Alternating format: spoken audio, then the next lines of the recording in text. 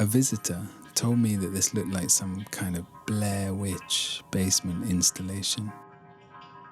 They meant it as a compliment, I think. It is a basement, technically, or rather a bomb shelter.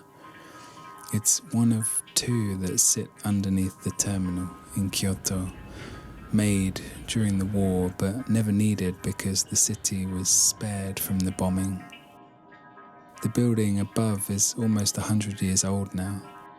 It was originally a kimono merchant's house, but now it's an art gallery / cafe.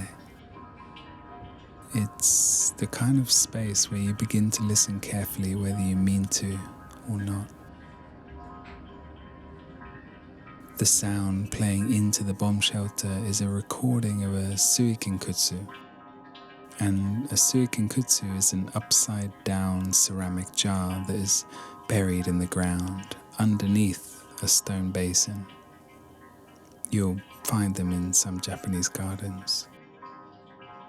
Water drips down from the basin above ground and into the hollow space underneath. As each drip strikes the water sitting in the hollow, it rings out a bit like a bell. It's kind of like an instrument that's played by nature. Each year for the last 12 years, the terminal has hosted a group exhibition called Shitsurai. The theme for this year was pause. Lane Diko and I presented a piece in 2 different areas of the building to represent the way that a Suikinkutsu has 2 parts, the above ground and the below ground. Upstairs in the garden, we hung Lane's photographs on the veranda and encouraged guests to sit down and enjoy the sound in a way that they would in a temple garden. Down in the bomb shelter, we wanted to make it feel like you were standing inside the Suikinkutsu's buried jar. Lane's photographs were printed on semi-transparent paper and mounted back-to-back in floating frames. They turned beautifully and hauntingly on their own, swayed by the breeze or the movement of people. As they turn, the 2 images separate and recombine over and over. The recording that we used in the installation came from Enkoji Temple in the east of the city. We sat in front of the Suikinkutsu for a little while listening, waiting for the remaining visitors to finally leave.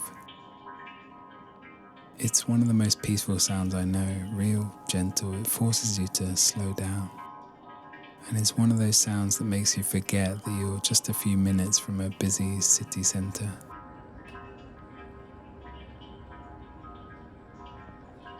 After the recording, I rushed home, eager to listen to what I'd recorded, but it was nothing like what we'd experienced in the garden.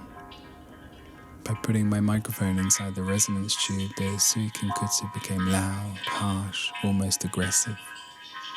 Not really the sound that made us sit still for half an hour at Enkoji. So I spent the next few weeks trying to pull it all into a nicer shape, aiming to get the recording to sound the way the actual sound had felt. We wanted people to come down into the bomb shelter, sit in the dark and listen carefully. There are layers of sound that I've placed underneath the Suikinkutsu recording that you need to pay attention to find. They're quiet on purpose. You'll only hear them if you stop moving for long enough.